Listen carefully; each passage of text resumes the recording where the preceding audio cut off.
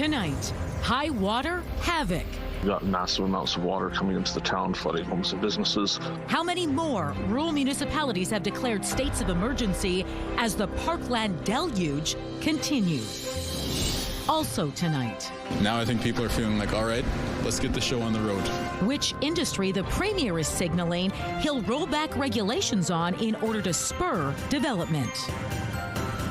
And a very complicated and dynamic weather system has put much of southern Manitoba under a tornado watch, including the city of Winnipeg. But to the southeast of the city, there is a tornado-warned storm under a tornado warning right now. I'll show you where it is and where it's heading.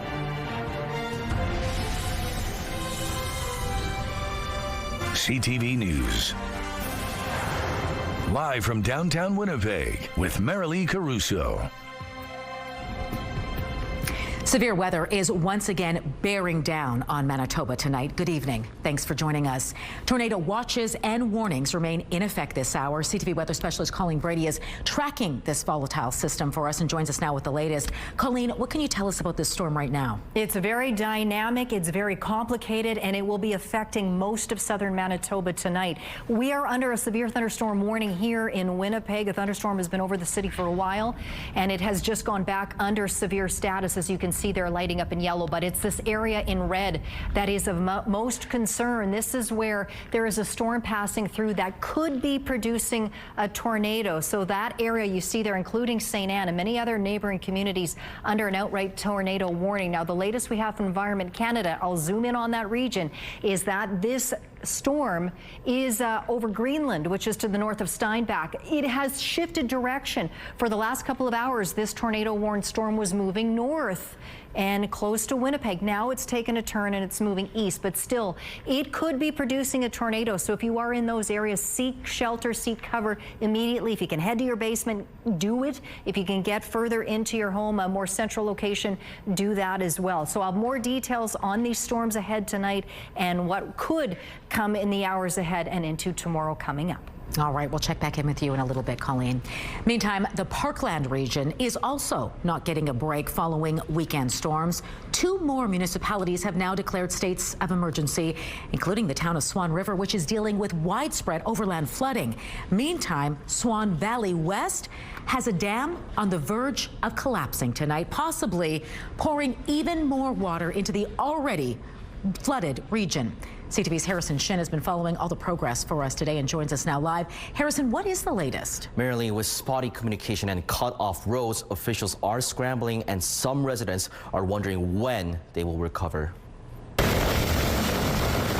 2 more municipalities in Manitoba's Parkland region declare states of emergency on Tuesday: Swan River and Swan Valley West. We started seeing some overland flooding in our industrial park, and there then started sandbagging in that area. And then maybe about 2 hours later, roughly, then we started seeing a little bit more overland flooding. Dozens of homes and businesses are affected, communication lines are spotty, power is out, and roadways are collapsed, leaving some area residents stranded.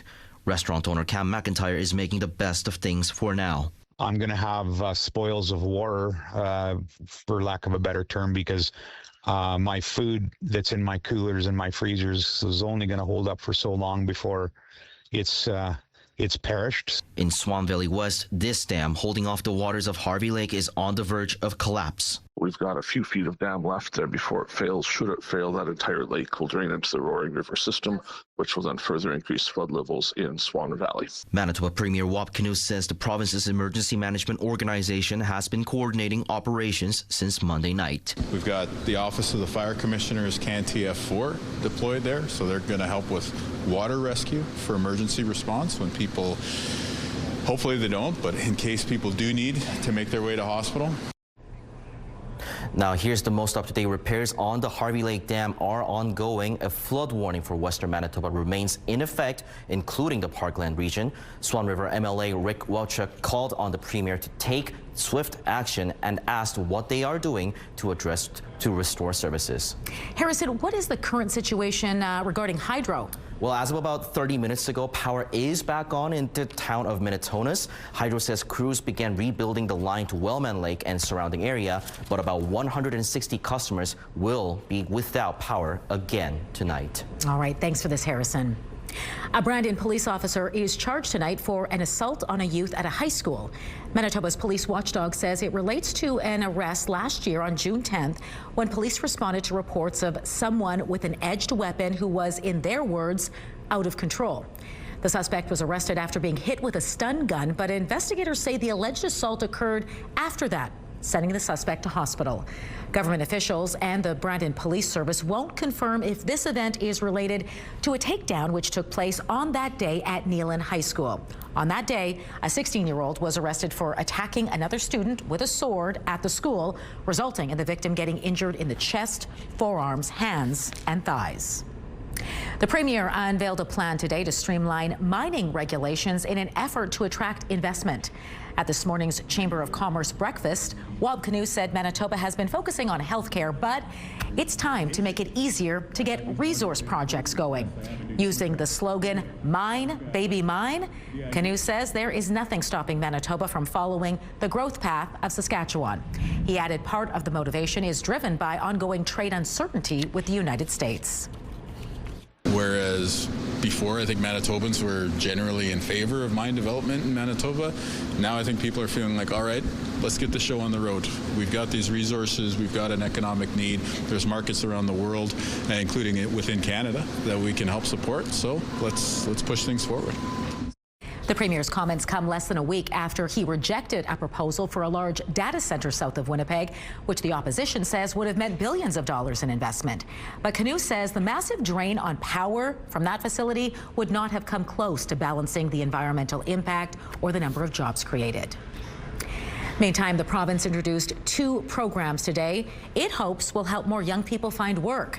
The first is aimed at Manitobans aged 18 to 29 and has 2 funding streams, one for students, apprentices, and recent graduates, the other for unemployed youth not in education or training programs. The hope is this will provide career guidance, training for in-demand skills, networking opportunities, and professional employment services. Chuck Davidson, president of the Manitoba Chambers of Commerce, is supportive of any program he says helps shore up the provincial workforce, particularly in rural Manitoba. So businesses aren't spending as much as they used to in the past. And so what are the things that they're not doing? They're not hiring as many people. And who are they not hiring? They're not hiring young people. If you are going to be hiring, you're looking for people with experience. You're looking for people that are going to be a better fit for your organization. You might not be looking for part-time staff as well. The other program is specifically geared towards youth facing barriers to entering the workforce, such as those exiting the child welfare system. All right, let's bring Colleen Brady back in now and get an update on the severe weather system wreaking havoc across the province. What can you tell us, Colleen? Well, at this point, we do still have a tornado warning that's in effect for those communities just to the southeast of the city. You can see that area lighting up on the radar, as is Winnipeg. That's not too far away. So again, we have weather alerts that impact much of southern Manitoba. I know there's many colors. Some are bold, some aren't so bold. They all mean different things. Essentially, all of this orange puts much of the province in the southern half under that tornado watch, including the city of Winnipeg, which is still also under this yellow severe thunderstorm warning. But it is this region here lighting up in red, still under that tornado warning. Now, there is still a storm moving through that area that could be producing a tornado, and also to Environment Canada stressing that sometimes tornadoes are rain wrapped. So in other words, they could be pretty hard to see with the rain, just like it sounds, wrapped around it. So be very vigilant, seek shelter immediately. You see these symbols here kind of popping in and off your screen. That indicates that minimally there's hail dropping, and I can tell you from photos I've already seen, it's sizable hail as well. So again, this storm is still closest to Greenland, north of Steinbach, and moving east at 40 kilometers an hour. So again, I'm stopping this right where it is right now. Again, you see that hail dropping right here. So we've got several hours yet to go of this very dynamic and complicated storm system that could produce thunderstorms across a good swath of of southern Manitoba yet tonight. And again, much of the southern half of the province under that continued tornado watch. More to come. Let's take a look right now at this photo. Look closely at the south end of it. Now, Chris sent this from St. Malo earlier. This was close to that area, but if you look closely, you can see a funnel that formed at the bottom end of it there, but it didn't come anywhere near to the ground. But that was part of that same tornado warned storm that was passing through that community within the last hour or so. A severe thunderstorm over Winnipeg right now as we take a look through the CTV Live Eye. It's brought to you by Bath Fitter, exclusive home of the PermaFit solution. In Winnipeg right now, 21 degrees with that storm continuing. Winds strong and gusty from the southeast. The pressure is dropping and the humidity right now, Marilee, is 82%. Thanks, Colleen. The province has officially broke ground on a new K-8 school in southwest Winnipeg.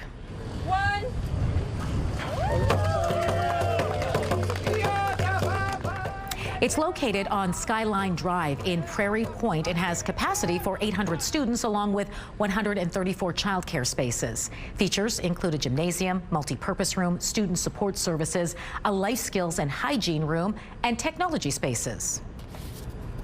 It will be equipped to support diverse learning styles and opportunities, from academic excellence to the arts, athletics, applied technology, and much more.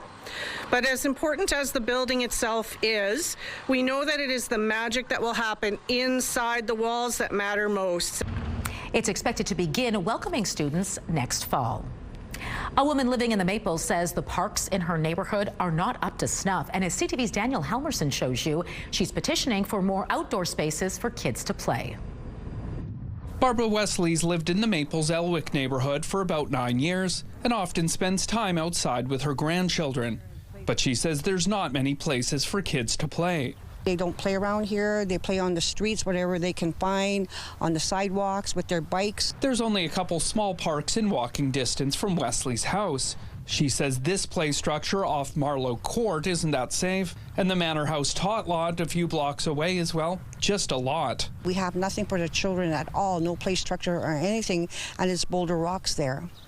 It's not safe for the children. That's why she's been petitioning the city to redevelop Manor House Tot Lot for the past 2 years. We want a play structure, a sandbox, not boulders with rocks, even a little bike trail for them to bring their little bikes here to play with. Wesley says she's been in touch with her city councillor, MLA, the school division, and some community organizations about the matter. There is no progress being made in our community. We're just getting emails back and forth, a lot of lip going on. But Devi Sharma, city councillor for Old Kildonan, says there are plans in the works for the Manor House Tot Lot. Families will see new play equipment that'll serve 2 to 12-year-olds, new picnic benches, and of course we're going to plant a few trees there as well. So it's going to be a lovely green space when it's updated, and those plans are underway. Sharma says they're finalizing designs and says construction should get underway in the next year.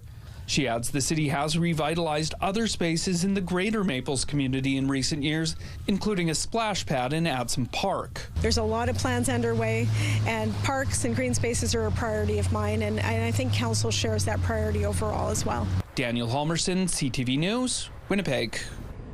Mounties are searching for a suspect after a store clerk was injured trying to prevent a theft. It happened Saturday night at the corner of highways 59 and 11 just south of Victoria Beach. RCMP say the clerk grabbed onto a suspect as they tried to leave on an ATV with stolen liquor.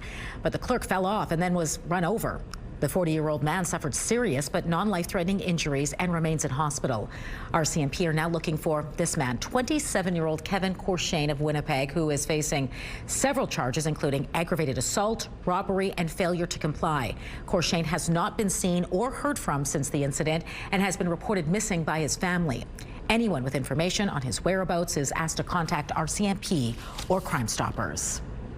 2 men are facing charges after millions of illegal cigarettes were discovered in a semi-trailer near the Ontario border. Mounties say 781 cases totaling more than 7,800,000 individual cigarettes were discovered in the trailer at a weigh station at West Hawk Lake. Last month, the driver, a 40-year-old man from Brooks, Alberta, and his passenger, a 70-year-old man from Toronto, were arrested. They have a court date in August on charges of possession of contraband tobacco and possession of contraband tobacco for the purpose of distribution. Under Manitoba's triple tax penalty, fines would be north of $7 million on top of a federal fine of more than $1 million. The 20th edition of Bike to Work Day pedaled into Winnipeg today. 74 pit stops hosted by different organizations were set up all across the city to promote a two-wheeled commute. Cyclists enjoyed food, drinks, and prizes, as well as a little TLC for their rides, like tune-ups. And reflective of today's turnout, organizers say the mode of transportation is growing in popularity. Actually, I think two of the big growths were the pandemic. Saw a lot of people get on their bikes. And I think recently, right now, what we're seeing with gas prices, we're seeing a number of people, a lot of people getting on their bikes and saying, I'm going to give it a try. And we're also seeing, the explosion of e-bikes everywhere. The event is part of Bike Week, which celebrates cycling and aims to create a fun and engaging experience for all riders. Bike Week runs through June 13th. More than 8,800 megaliters of sewage spilled into Winnipeg's waterways last year. Now, for comparison, that's more than 3,500 Olympic-sized swimming pools, or roughly 2/5 of all of the water in Clear Lake. And while it's a lot, it's actually 30% less than a year earlier. The information is part of the city's latest progress report on a plan to reduce the amount of outflows by 85%.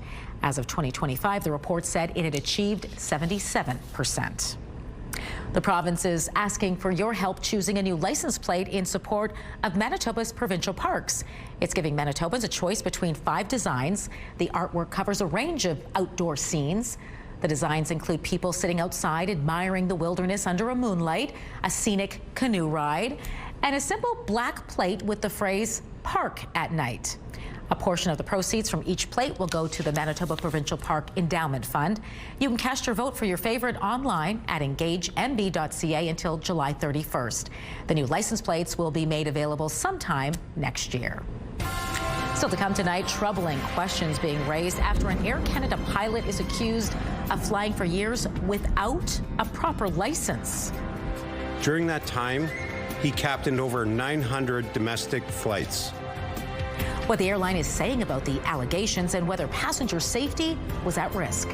Plus, a major development in the conflict in the Middle East as the U.S. accuses Iran of downing a military helicopter. Those stories and more when we return.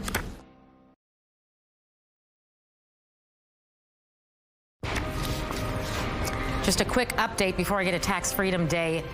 Large hail has started to fall over downtown Winnipeg. We can hear it hitting the glass of the windows here in the studio. So if you're picking that up, that is what that is over downtown Winnipeg right now. Just started in the last couple minutes. Now to Tax Freedom Day, which is when Canadians start working for themselves rather than the government. A study from the Fraser Institute says it took the first 159 days of the year to bring in enough money for people to pay their tax burden up front. Now, this includes federal, provincial, and municipal taxes. In 2026, the average Canadian family with 2 or more people will pay nearly $73,000 in total taxes. Turning to the markets now, crude oil is down $3. The Canadian dollar remained relatively unchanged at 71.70 cents U.S. Gold fell $77. The TSX dropped by 67 points. The Dow Jones gained 86 points, while the Nasdaq lost 250 points. All right, here's a story that, in the words of police, reads like a movie script. It involves allegations of an Air Canada pilot who flew hundreds of commercial flights over 17 years without a proper license. CTV's John Woodward explains how the former captain went undetected for so long and whether passenger safety was compromised. This investigation and the details surrounding it read like a movie script. But police say this fraud was very real. An Air Canada pilot flying for decades, captaining planes full of passengers like 767s and 777s that he wasn't licensed to do. During that time, he captained over 900 domestic flights, earning millions of dollars in salary for those captaining flights, but also flew tens of thousands of passengers. Charged with fraud and forgery is Jeff Wall, who a posted biography with Ontario's Georgian College says once flew with Canada's Armed Forces and helped connect future pilots with careers as a part-time employee. Canadian airlines are safe. That's video of Wall in 2015 sitting down for an interview on CTV's Canada AM. He was the chair of the Air Canada Pilots Association during the period Peel police say he wasn't licensed. Air Canada said in a statement, despite the licensing problem, he was competent to fly, saying safety was not compromised by this incident because all pilots at Air Canada undergo mandatory recurrent training every 6 months to validate their flying competency. I'm going to show you this. This is mine, actually. CTV aviation expert Phil Dirty said every year or more a pilot has to show his license to what's called a check pilot, a person working for Transport Canada. But there's apparently no cross-referencing that with government databases. So, you're taking it at face value, but when the medical is done, then it should be checked there. And then also with the database at Transport Canada, it should also be checked at that point as well. Police say it was a regular check in March of 2025 that finally flagged the license. Air Canada called in Transport Canada, which reviewed the situation, and then they called the police. Police allege that Wall made a false police report to them to cover his tracks. Wall hasn't responded to messages from CTV News. He's considered innocent until proven guilty and did have a lower standard of pilot's license. John Woodward, CTV News, Mississauga. The Gordie Howe International Bridge is set to open by the end of the week, according to the Prime Minister. It's positive news. Obviously, the bridge will be open at the end of the week, and a symbol, but also a fact of cooperation between our countries. Great for Canadians going across the border, Americans coming across the border, and for commerce. And I just want to salute those who constructed it on both sides, and looking forward to getting it done. A formal ribbon cutting for the $4.7 billion bridge, which will connect Windsor and Detroit, is expected Friday. The bridge is jointly owned by the federal government and the state of Michigan. Construction began back in 2018, but has faced numerous delays. There's a debate underway in Montreal over whether it should become illegal to insult a police officer. Similar bylaws exist in other Quebec cities, and the Montreal Police Brotherhood has been calling on the city to follow suit. The police union commissioned a poll after a video showed a man verbally abusing a young female officer, and it went viral in March. A large percentage of Montrealers, about 85%, found that video to be unacceptable, and 70% supported the idea of making insults an offense. In an interview with CJAD 800 this afternoon, Montreal's mayor said she plans to discuss the possibility of a bylaw with the Brotherhood. The amnesty for owners of firearms banned in Canada is being extended. Ottawa has outlawed about 2,500 types of guns, saying they belong only on the battlefield, and prohibited firearms were to be disposed of or deactivated by October 30th. But that has now been extended for 90 days after the Supreme Court delivers a ruling on a case. The court is hearing an appeal which is challenging the initial federal firearm prohibition announced back in 2020. A decision is expected sometime next year. The new expiry date does not affect a federal compensation program, however, for owners of banned guns. Now to some developing news tonight. The U.S. military says it has begun strikes against Iran following the crash of a U.S. Army helicopter, which the president blames on the Islamic Republic. It marks a significant escalation during a ceasefire. Olivia Rubin has more on what this could mean for negotiations and the daring rescue of those pilots. Today, President Trump saying the U.S. Apache helicopter that crashed near the Strait of Hormuz was shot down by the Iranians. It marks a dramatic escalation in the war. Trump now writing on social media the U.S. must, of necessity, respond to this attack. The two pilots are doing okay, the president said earlier, after a remarkable rescue. The pilots are fine, yeah. And nobody injured. A U.S. official saying those pilots were rescued by what's called Task Force 59, the Navy's first ever drone task force. A sea drone like this, rescuing them, operated entirely autonomously. So this is likely something we're going to see a lot of. This is a first of its kind situation, but it could be very helpful when it comes to recovering personnel. A U.S. official saying a drone picked up the 2 crew members and took them to another location in the water, where they were hoisted up to a helicopter. In a new response, an Iranian official saying they were responding to the U.S. naval blockade, calling it, quote, an act of war. President Trump previously said the U.S. was close to a deal with Iran, potentially in the coming days. I don't think there are any sticking points. I think we're very close to having a very, very good, strong, powerful deal. Now, it's not clear exactly what impact this will have on negotiations. It comes as the war has now stretched beyond 100 days. And in a new Reuters Ipsos poll, just 29% of adults asked last week said they approve of Trump's handling of this war. 59% said they disapprove. In New York, Olivia Rubin, ABC News. NASA today introduced the crew for its next Artemis mission, Artemis 3. There are no Canadians this time, but there was still a symbolic handoff from Canadian astronaut Jeremy Hansen. The Artemis 2 crew, comrade, hands you the baton. You got the controls. The crew members are Randy Bresnik, Frank Rubio, and Andre Douglas of NASA. Luca Parmitano of the European Space Agency will also be on board. Unlike Artemis 2, though, this mission will not fly to the moon. Instead, these astronauts will orbit Earth while they practice docking their capsule with lunar landers. The Artemis 3 mission is scheduled to launch in late 2027. We will take all reasonable measures to make sure kids are safe in this country. Still ahead, legislation to ban kids from social media could be introduced as early as tomorrow. We'll have more on what it could look like and why not everyone is on board after the break. And by Thursday, we'll still be seeing rain showers across a good swath of Manitoba, including here in Winnipeg. Not severe, though. Much cooler, 17 degrees.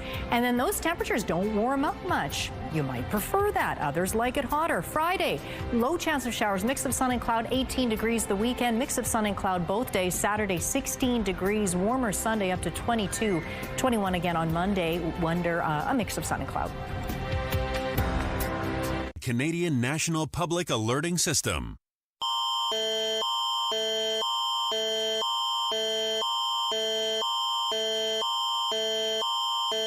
At 6:28 p.m. Central Daylight Time Tuesday, Environment Canada has updated a tornado warning for southeastern Manitoba.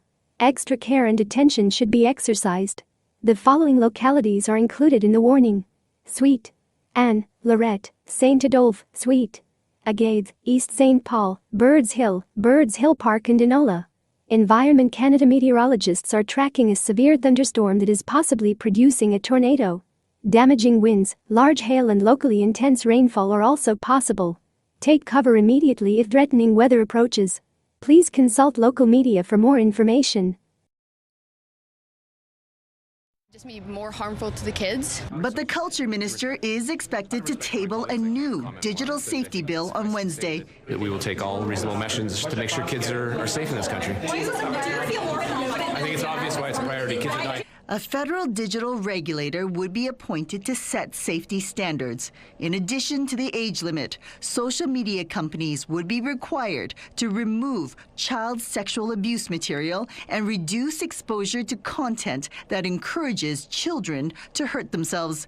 But experts worry the bill could backfire. Implementing a ban is enormously difficult. It costs a lot of resources, requires a lot on the enforcement front, etc. There's concern that age verification could violate privacy and block student access to educational material. But this teacher supports a ban because she needs more tools to control social media use in the classroom and at home. I just feel like kids need a little bit more guidance and restriction at this age.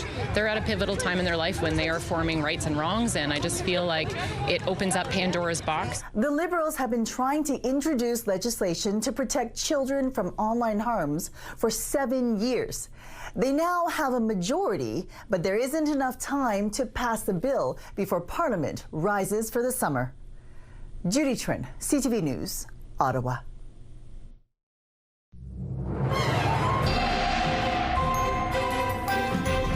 CTV Skywatch weather brought to you by South Beach Casino and Resort. Visit southbeachcasino.ca. All right, Colleen Brady back now with an update on that storm. I had kind of given a little bit of an update about the hail that started falling over downtown Winnipeg not too long ago. Pictures and video have come in since then about grape-size hail, and a lot of it out there. So this storm keeps doing some interesting things as it makes its way across the province. Yeah, big sized hail in many different communities in southern Manitoba. But check out these photos.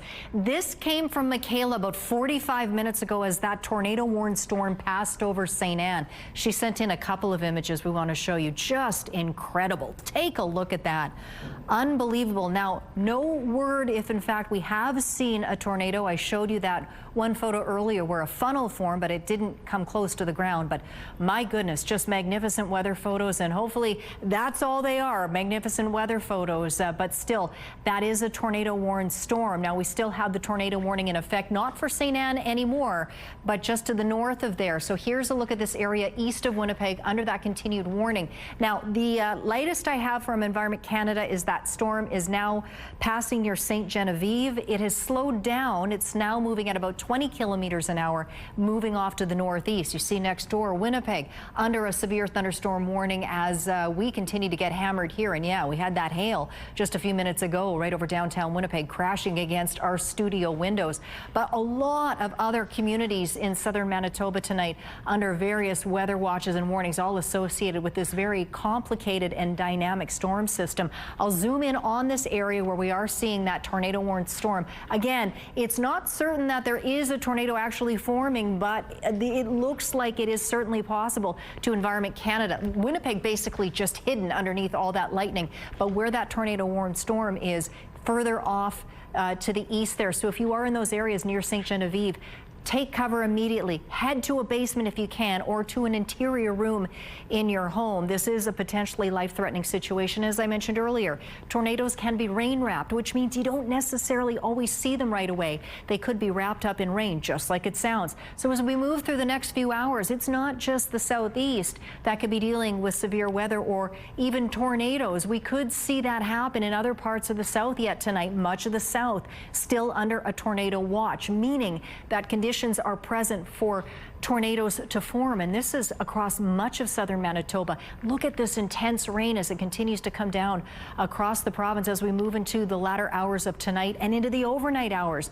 We could be dealing with thunderstorms as well, as this will also stretch into northwestern Ontario overnight. We get into Wednesday. We may get a break in the morning, maybe, but then we'll see more showers pick up late in the morning and into the afternoon, possibly with more thunderstorms across a good swath of Manitoba from the southwest through the southeast up into the northeast there, and swallowing up much of northwestern Ontario as well. Then we get into Thursday, and you can see it becomes more organized, this line of rain, and diagonal as well, again from the southwest right up into the northeast, and that's where it looks like rain will be particularly heavy there on Thursday morning. But heavy rain for the eastern half of the province by the looks of it as we get into the latter part of Thursday, including here in Winnipeg. So we have that thunderstorm, that severe one over the city right now. Look for thunderstorms and showers to continue for the next several hours, and these strong south winds. 18 is our overnight low, and we should be right around there in the morning. Showers possible. We go up to 25 with showers likely to resume, with the possibility of thunderstorms. Not expected to be as intense or severe as we're experiencing right now, but nonetheless on the backside of this low pressure system as it continues to move along. Showers will move into central and then ultimately into northern parts of the province in the next few hours as well. The greatest likelihood of thunderstorms is over Island Lake, down to 17 there. Thompson dropping to 13 in showers. Showers continuing tomorrow, 20 degrees. Gillam, Churchill also seeing showers reaching your communities tomorrow. Tonight across the northwest, likely to miss you in Lynn Lake, 12 degrees there, but Flin Flon, The Pas, OCN, Norway House and Norway House Cree Nation. Watch out for showers moving into your regions tonight, 13 and 14 overnight. Showers most likely to continue tomorrow over Flin Flon, up to 20 degrees there. Showers and thunderstorms, potentially severe ones, over the southwest tonight. Brandon down to 14, really all around the region. Dauphin too, 14 degrees. And then tomorrow, likely to see a resumption of showers or thunderstorms. Not nearly as hot as today. Daytime highs between 19 in Swan River and 23 degrees in Brandon. Swan River, by the way, not under those weather alerts, but expected to get showers and thunderstorms tonight that they do not need. Showers and thunderstorms over the southeast right now, as we well know. Overnight lows around 17, 18 degrees, and likely to see a resumption of showers and likely non-severe thunderstorms tomorrow with highs in the mid-20s, 25 for Winnipeg. And in northwestern Ontario tonight, showers and thunderstorms getting to your neck of the woods late tonight. Overnight lows, same thing, 17, 18 degrees with more showers and potentially thunderstorms ahead for you tomorrow with highs again in that 23 to 25 degree range. Now, Dean sent this photo earlier also of that tornado-warned storm as it was passing over St. Anne. What a wicked looking cloud there, that shelf cloud. Usually indicative of a storm moving in. You see those shelf clouds. Ken Allen sent this photo in. This was west of Steinbach as well. Also part of that same tornado warned system. Send us your weather photos to Winnipeg Weather at ctv.ca. Thanks, Colleen. A Montreal-based charity is calling on Canada's religious communities to unlock their idle land for affordable housing and community services. They call the initiative the Winnipeg Declaration. Relevin says there are 30,000 acres of land in Canada which are being held by religious communities. However, it says when land like this is sold, it's often at a loss without considering the potential community impact. It wants to change that, so the charity is asking for idle church properties to be transformed into housing. However, it knows there are often zoning or other legal obstacles in the way. Winnipeg's got a lot of heritage faith properties that are difficult to develop properties. So what can we do around being creative around the reimagination of what those properties could look like if they could accommodate housing? The charity says municipal, provincial, and federal governments each have a distinct role to play. This could include adjusting zoning and tax frameworks to offering longer-term financing for social purpose organizations. Still to come tonight, a new study has found a link between vaping and lung and heart function in young adults. We will have more on that research next in Medical Watch.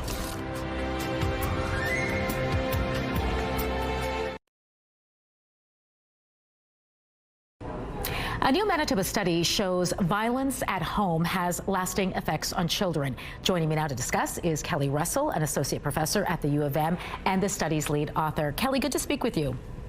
Thank you. You too. I understand you followed more than 10,000 Manitoba children exposed to intimate partner violence for this study. What can you tell us about the impact it has?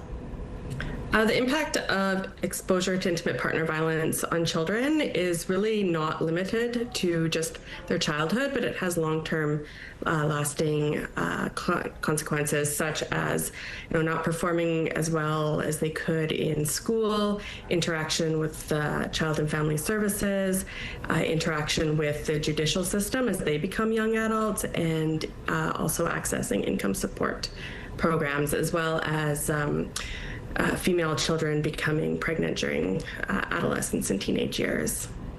These outcomes are the same even if the children are not the target of any violence and just witness it, correct? We don't know if the children actually saw the violence. We just know that the violence happened within the home. So they just know that intimate partner violence occurred in their house. Did any of these findings surprise you?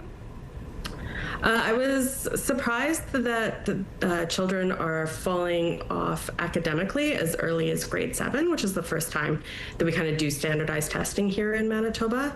I was surprised at how few children were meeting their grade 7 math exam standards, and I was surprised at the increased risk of pregnancy during if you were exposed to intimate partner violence for female children. Based on what you've learned, can anything be done to mitigate some of these long-term harms? We know that the relationship between the mom and the child is very important, and if the mom and the child have a strong relationship, then that can mitigate some of these adverse outcomes in children. So we really need to, in addition to focus on protecting the children, we also have to protect and support the mothers as well. Well, this study was, done here in Manitoba, involved Manitoba children. Does it apply, to other provinces and places across this country? We're really fortunate in Manitoba to have really great administrative data that we were able to use for this study, but I do believe it likely applies to children across different provinces and territories in Canada. Well, Kelly, I want to thank you so much for sharing your research with us tonight. It was great speaking with you. Thank you very much.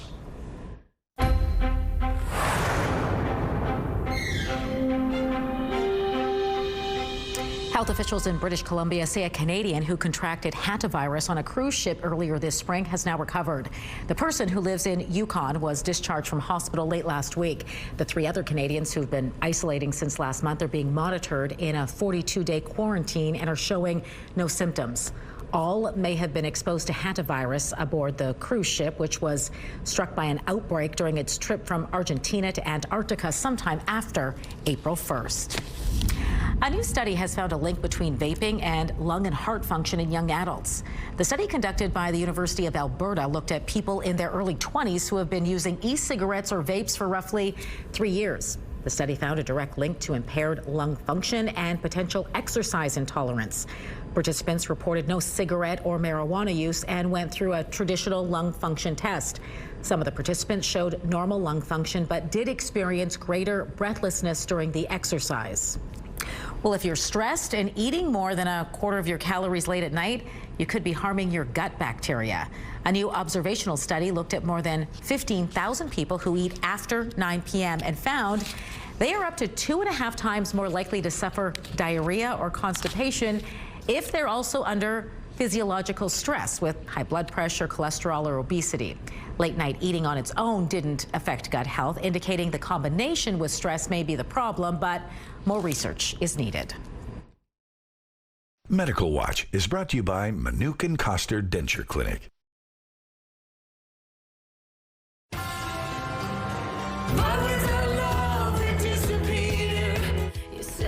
An acclaimed Canadian singer-songwriter duo is getting ready to take the stage here in Winnipeg.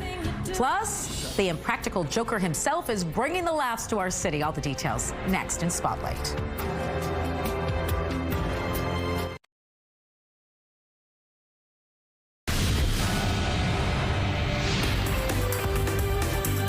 Spotlight, sponsored by the Casinos of Winnipeg, presenting the Northern Pikes and Barney Bentall. I need to start with a quick weather note. Environment Canada has just issued a tornado warning for the city of Winnipeg. Again, a tornado warning in effect right now for the city of Winnipeg. So that means there is a storm over the city that could possibly be producing a tornado. This is a potentially life-threatening situation. Seek shelter immediately. Preferably get to your basement if you can. If not, get to an area that's central in your home. I'll have more on that coming up in a few minutes. But changing gears quite dramatically, a musical Canadian power couple is hitting the road with a stop in Winnipeg this fall. It always gets dark before the dawn. Winnipeg-born singer-songwriter Chantal Kreviazek, along with her husband, Our Lady Peace frontman Rain Maida, are set to play the Burton Cummings Theatre November 25th. It's all part of their Break Your Heart tour. Tickets go on sale Friday through Ticketmaster. A renowned comedian and TV star has Winnipeg on his radar. I was born in 1976, and for most of 1987, I was terrified that the rhythm was going to get me. Sal Vulcano, best known as the co-creator of the long-running TV series Impractical Jokers, is bringing his Everything's Fine Canada tour to Burton Cummings Theatre this fall. He's set to deliver a fresh hour of witty observations, self-deprecating humor, personal stories, and lots of laughs. The show kicks off October 16th. Tickets go on sale this Friday at 10 a.m. through Ticketmaster. A new exhibition is examining how Indigenous peoples have been represented over time at the WAG. It's called Framed, and it features 19th and 20th century portraits, landscapes, and photography. The exhibition places historical images of Indigenous figures by non-Indigenous artists alongside works from Indigenous ones in order to reclaim the narrative. And it includes works from notable talents including Jeffrey Thomas, Dana Claxton, and Michelle Sounds. I'm trying to sort of excavate this this figure that we see floating around so much in pop culture of like a native or Indian figure, this person with the headdress and the fringe and all that, and like think about the commodification of that figure through art. The exhibition opens tomorrow at 7 p.m. and runs until the winter of 2027. Here is your Tuesday primetime lineup at 7. Catch the Big Bang Theory. Match Game comes up at 8. And Password wraps things up at 9. It's all right here tonight on CTV.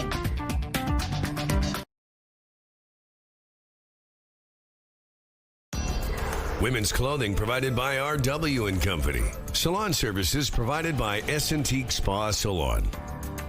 As I mentioned a few minutes ago, Environment Canada has now issued a tornado warning for the city of Winnipeg. Take a look at it and those areas to the east. Now, Environment Canada says this storm is impacting the eastern side of the city, including Transcona, St. Boniface, East Kildonan, and East St. Paul. This is a very dangerous situation and potentially life-threatening. Seek shelter immediately. Get to your basement if you can, or to an interior room. But again, if you are anywhere in the Winnipeg region, as you can see, clearly severe weather right over our region. Please be vigilant and stay safe. We'll see those thunderstorms continue well into the night ahead. Showers or thunderstorms look likely on Wednesday as well, though not as intense. 25, 17 with more rain showers Thursday, 18 on Friday, and then a cooler weekend by June standards, but a lot less active weather than we're seeing right now. Thanks, Colleen. Millions of fans watch the CFL, but it's a lot harder to actually get on the field as a player.